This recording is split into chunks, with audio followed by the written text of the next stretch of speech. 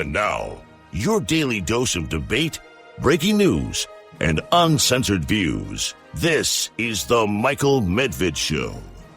And another great day in this greatest nation on God's green earth. It is the other President's Day that is coming up, still in the month of February. Now, what am I talking about, the other President's Day? We had the President's Day. We heard from President Trump how wonderful everything is, how this is the peak of American glory, and how grand it is. We heard from Democrats how the nation is being threatened by authoritarianism and racism and all kinds of problems.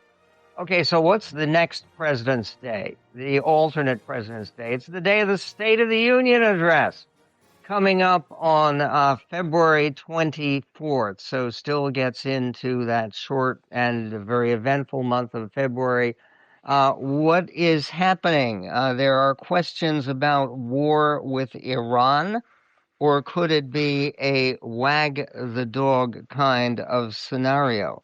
There are plans being discussed by Democrats to disrupt and interrupt and show disrespect or even counter-programming.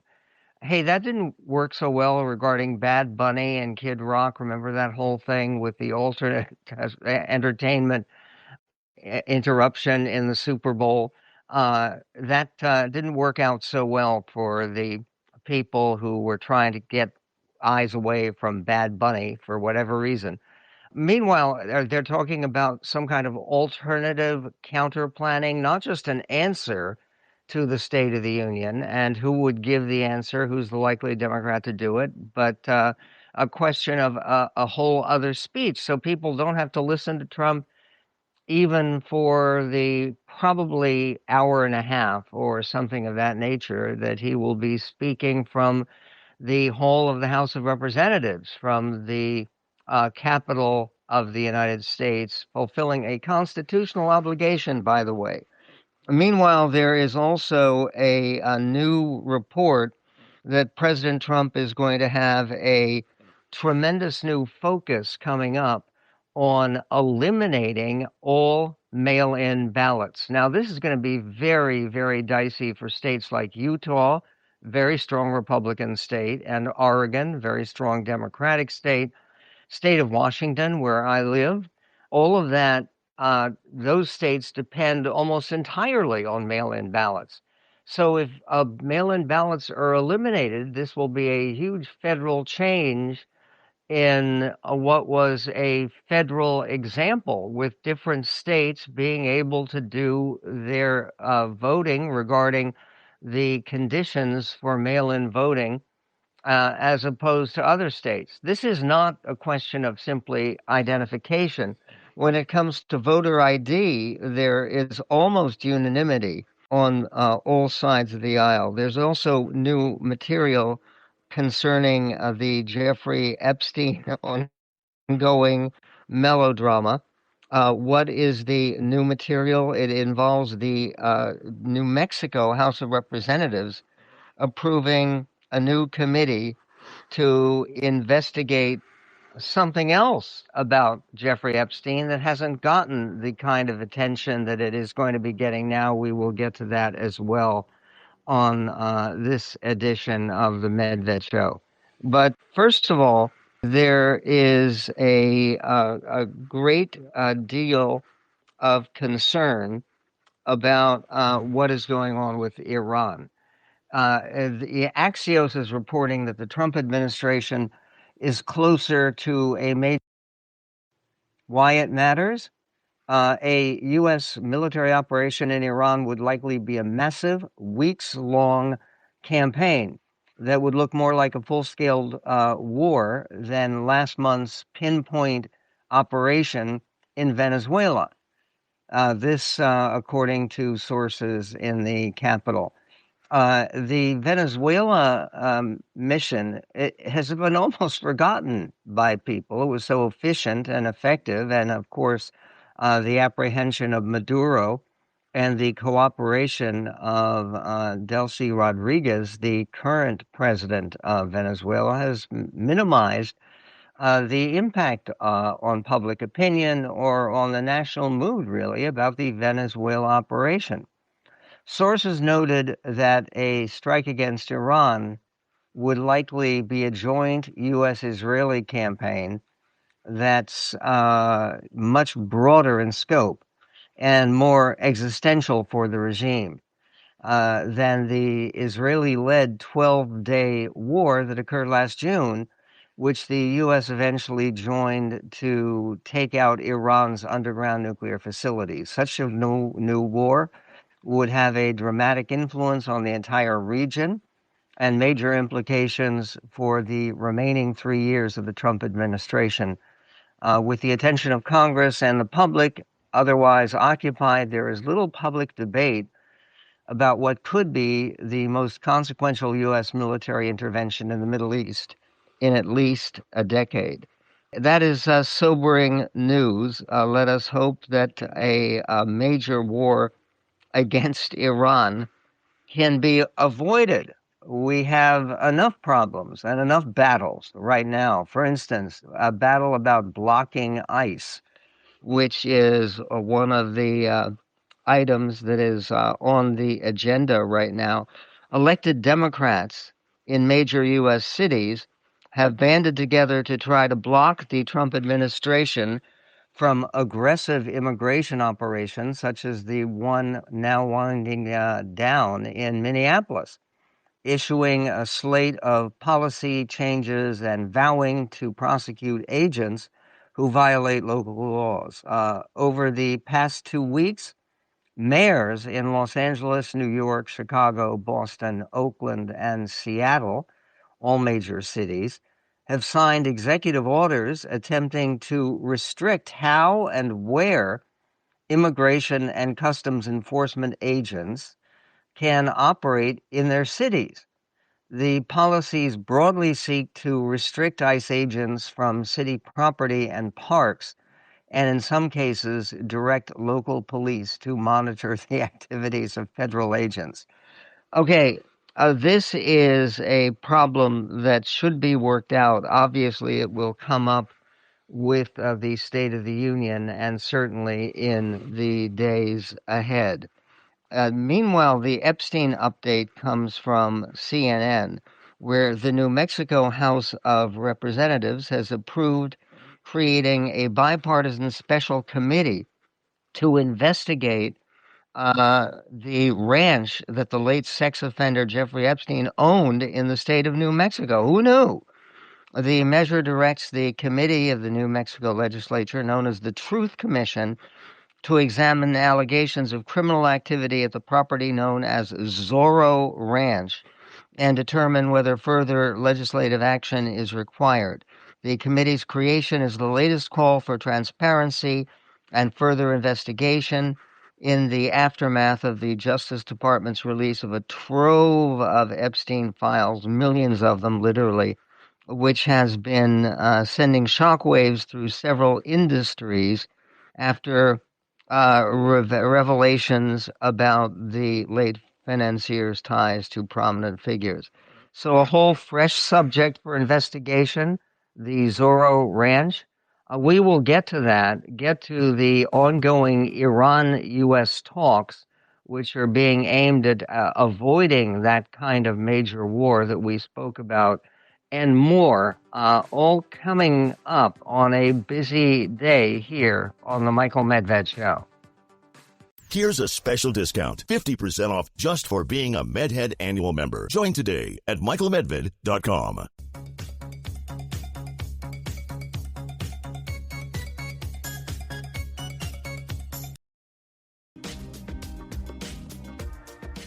On the Michael Medved Show, don't forget to check out our booming YouTube channel. Michael Medved Official is the name of the account.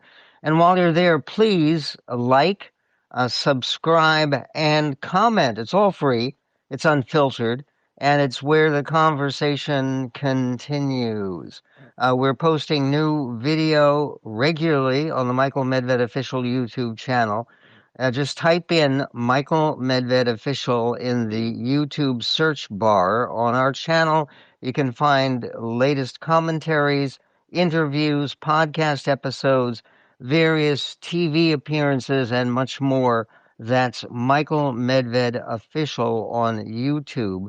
After you subscribe, you'll get notifications whenever we post important new content. Important new content including the situation with the Iran-Iraq talks. This report from the Dispatch, U.S. and Iranian officials met in Geneva on yesterday to discuss Iran's nuclear program. The one that was supposed to have been obliterated, not so fast. The discussions took place concerning Iran's nuclear program with representatives from both countries indicating that the meeting produced some progress. Amazing. In some ways, it went well. Vice President J.D. Vance told Fox News Tuesday, noting that Iranians agreed to a subsequent meeting. But it was very clear that the president has set some red lines that the Iranians are not yet willing to actually acknowledge and work through. That's unquote from J.D. Vance. A U.S. official told the New York Times that Iran has agreed to present the U.S. with more detailed proposals in 2 weeks.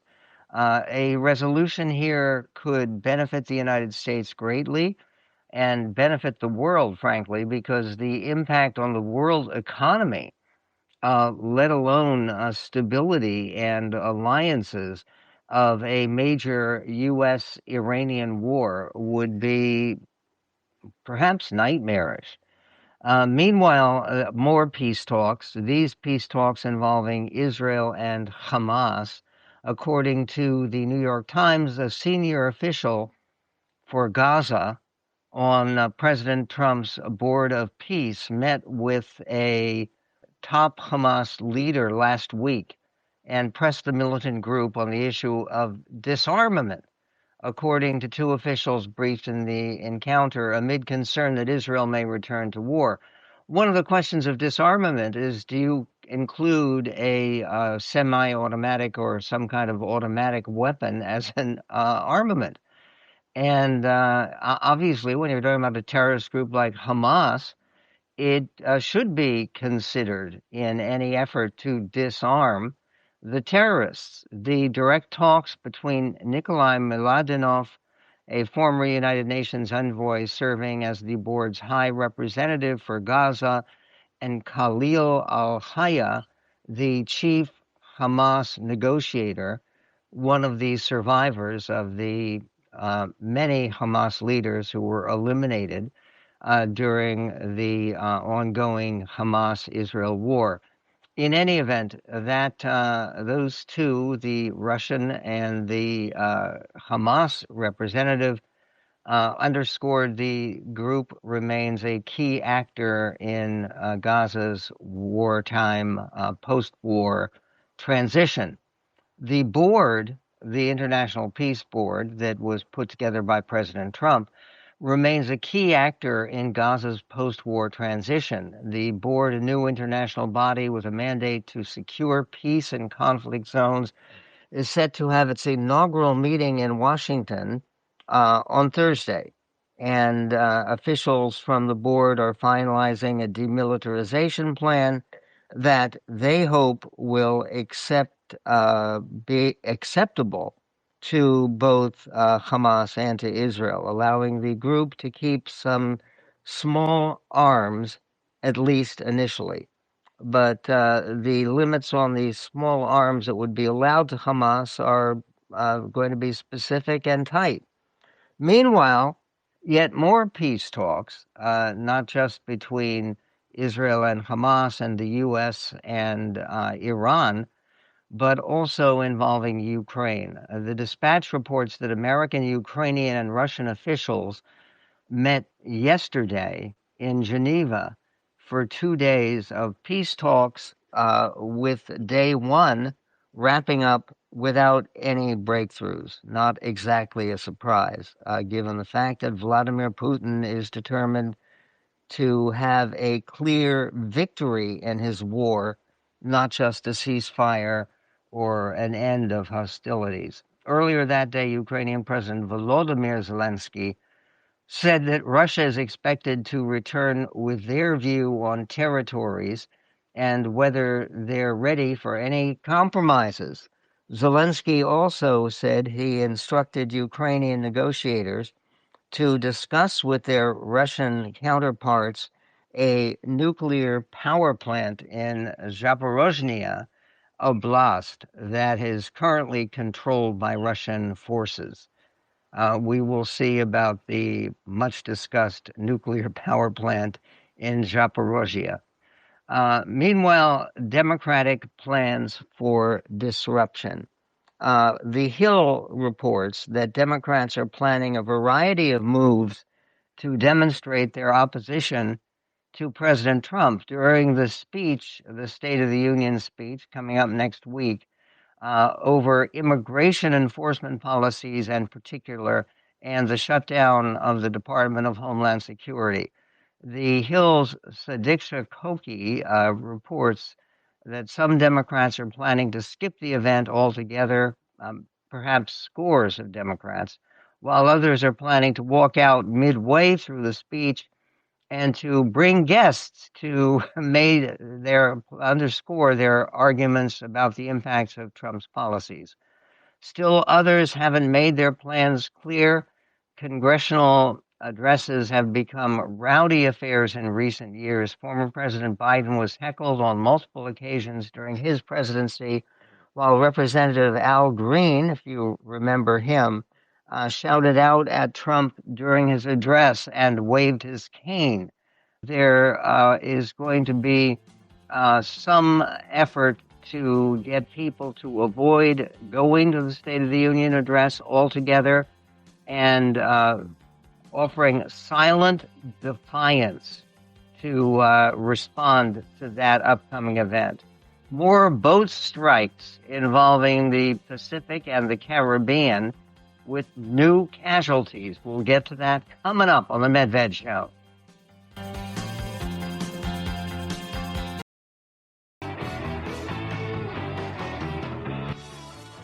And on the Michael Medved Show, there is a new headline in Axios, and it says, a year into Trump's term, voters say Biden was better. Now, the proper Republican response to that was people who say Biden was better probably have short memories. But there were problems with the Biden administration that were very profound, and with Biden's ability to do the job. And people would say, well, look at President Trump. The Axios story says President Trump has become so politically toxic that voters now say Joe Biden, whose unpopularity actually forced him into early retirement, did a better job as president, according to 3 new polls. 1 year in, Trump has squandered virtually every advantage that won him the presidency. The White House has 9 months to turn the ship around before a potential midterm wipeout for Republicans. Now, this does not deter President Trump from a habit that he has, which is a unique habit among people who hold his high office, which is to spend his time watching his rivals and critics, and then to offer his own television criticism. He was aboard Air Force One, and he talked to reporters on board his plane, which, by the way, is also in the news because of a new upgrade involving its paint job. We'll get to that. But he was on board Air Force One and talking about the way that 2 potential Democratic candidates for president handled themselves at the Munich Security Conference, which drew the attention of the whole world. Here's the verdict by Donald J. Trump on how well they performed. Clip 20. By the way, I watched AOC answering questions in Munich. This was not a good look for the United States. I watched Gavin Newsom answering questions in Munich, and this was a bad look for our country. These two people are incompetent. And at least Hillary's competent. She's just Trump deranged. She was so deranged. She is an angry woman. But I watched the other two speaking and answering basic questions. Look, Gavin has destroyed California. And AOC, I never heard her speak very much. And they started answering questions. She had no idea what was happening. She had no idea how to answer, very important questions concerning the world. But she can't answer questions concerning New York City either, because New York City is got some problems.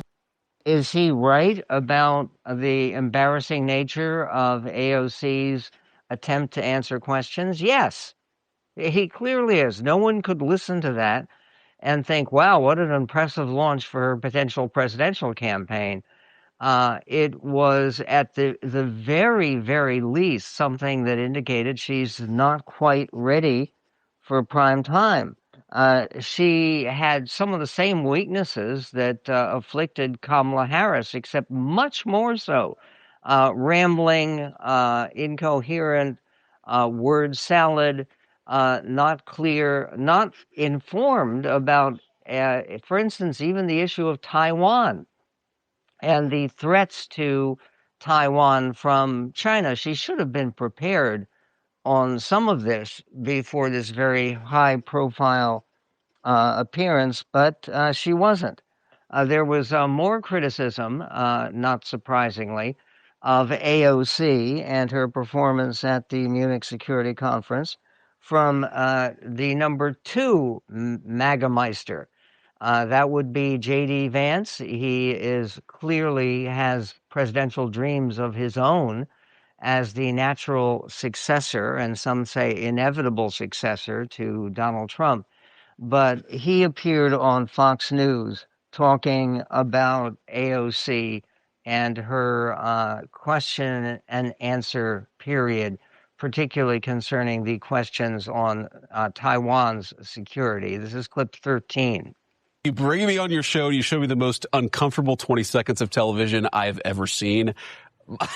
My takeaway from that. What happened there? What do you think? Well, I think it's a person who doesn't know what she actually thinks. And I've seen this way too much in Washington with politicians, where they are given lines, and when you ask them to go outside the lines they were given, they completely fall apart. Because look, does anybody really believe that AOC has very thoughtful ideas about the global world order, or about what the United States should do with our policy in Asia or our policy in Europe? No, this is a person who is mouthing the slogans that somebody else gave her. And it shows, I guess no one gave her one for that one. I guess not. And it shows how thin the Democrats' policy actually is on all these very, very important questions. Look, that was embarrassing. If I had given that answer, I would say, you know what? Maybe I ought to go read a book about China and Taiwan before I go out on the world stage again. I hope that Congresswoman Cortez has the same humility. I'm skeptical. That's Vice President J.D. Vance.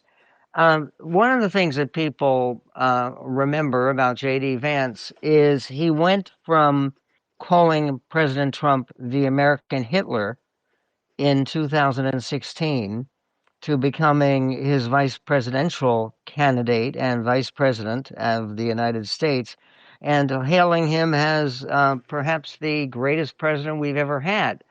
Now, there's plenty of embarrassing material without talking about sofas and couches and things like that people can go to on J.D. Vance. And the asked about his running for president in 2028 on the same interview on Fox News, the vice president of the United States praised his obvious potential rival, Marco Rubio, and actually acknowledged the fact that that Marco Rubio had a very good speech that was well received and got a standing ovation and got almost universal praise, partially because it contrasted so dramatically and so positively with the J.D. Vance speech that he delivered at the same forum, the Munich Security Conference, a year ago. Asked for his own race, about his own race for president in 2028 on Fox News, here is J.D. Vance's praise for a potential rival. Clip 17.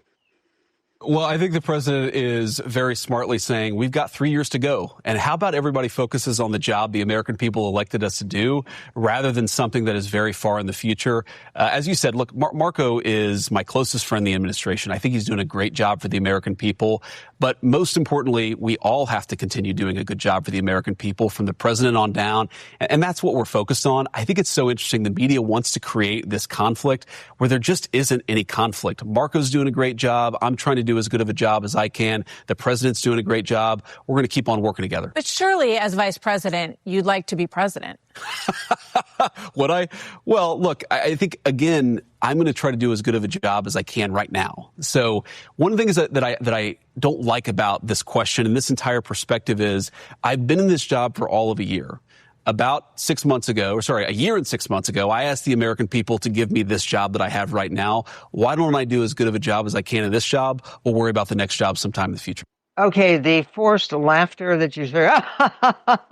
Why is it funny that people are asking a sitting vice president who has a term-limited president ahead of him? He's not going to run for president in the future. There is actually a new audio showing J.D. Vance blasting Fox News polling in particular. Why? We'll get to that coming up here on the Medved Show.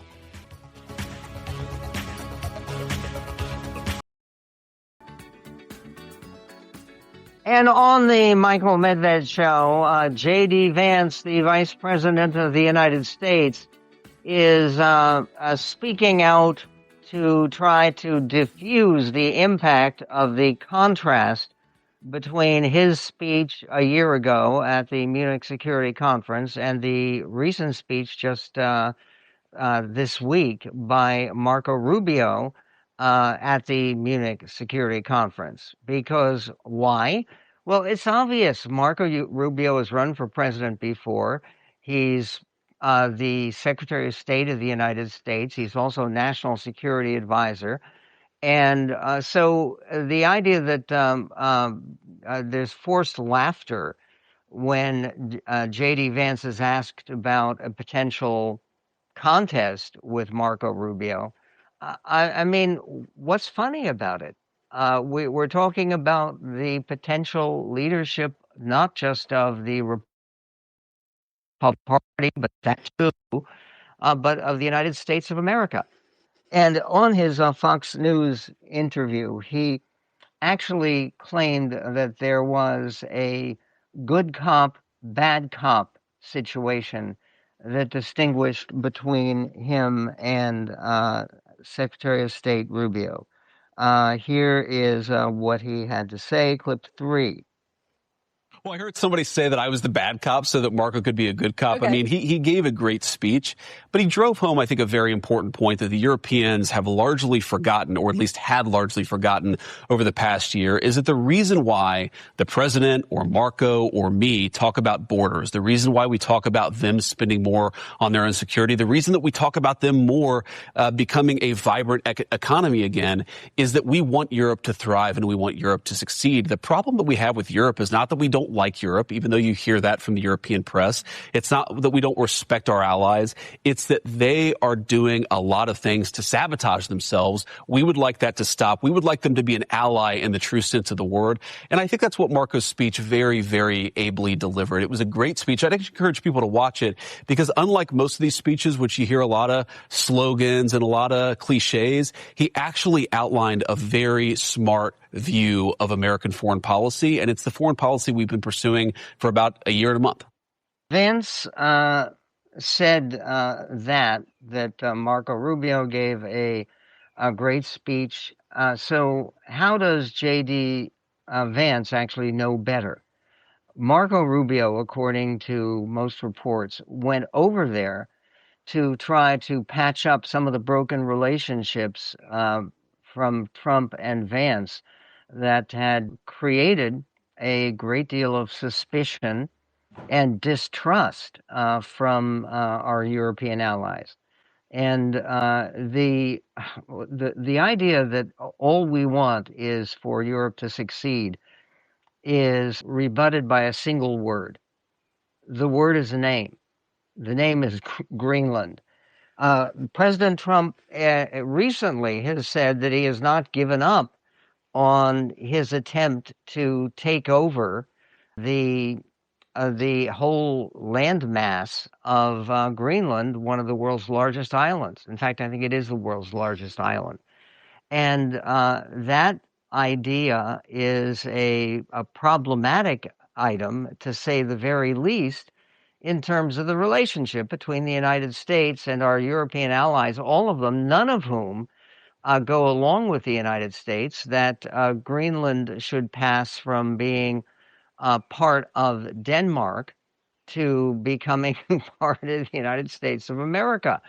Because no one is talking at this point about doing a deal, a monetary deal. And there was talk as recently as a couple of months ago about military force seizing Greenland. This is, if you had to circle back and look at one of the dumbest things that the Trump administration has done in its now more than a year in power, the idea of putting pressure on potentially grabbing Greenland against the wishes of the Greenlandic people and against the wishes of the Danish people and against the wishes of all of our European allies, that's a bad move. And by the way, it registered that way in the polling. And J.D. Vance, talking to Fox News, also had some critical words for the polling operation by that TV network. Here, again, the Vice President of the United States, J.D. Vance. Of all voters, Democratic candidate preference at 52, GOP candidate at 46.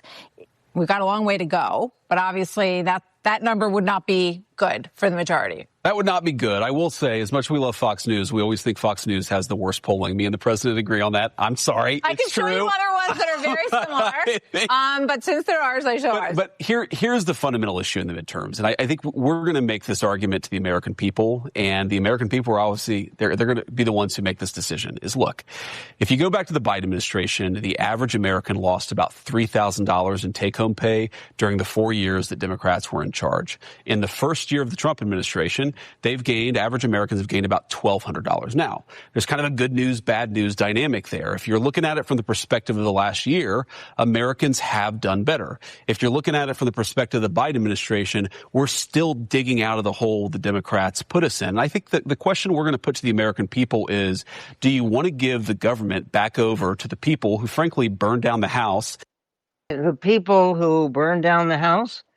Speaking about the House and burning and destruction, there is a particular member of the House. His name is Randy Fine.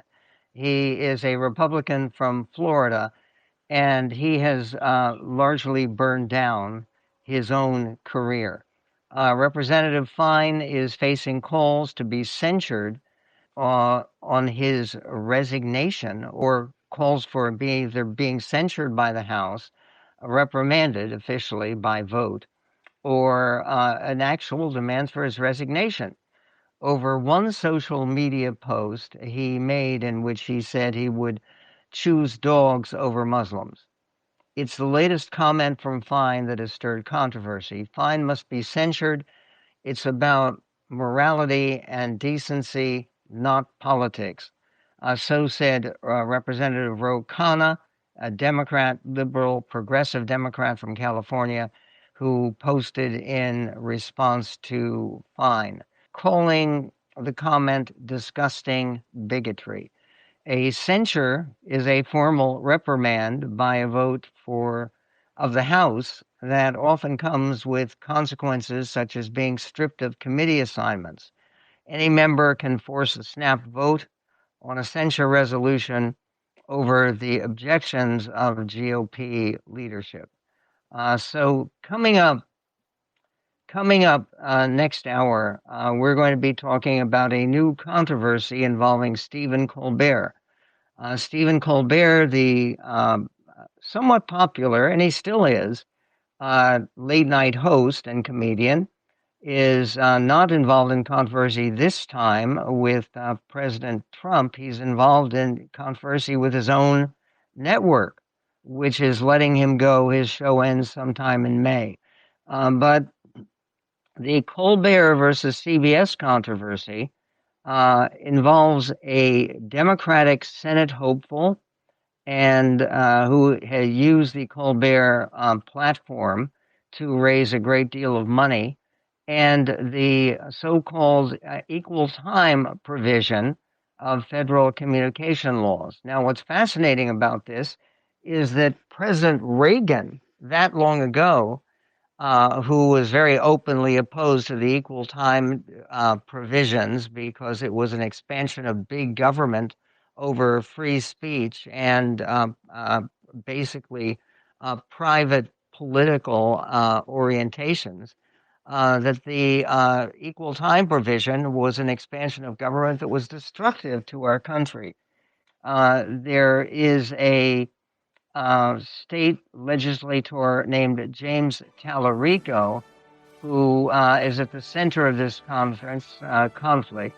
And he, one of the many senators running for the position of U.S. Senator held by John Cornyn, who has Republican and Democratic opponents coming up. We will get to that and to more about what really matters most for this greatest nation on God's green earth.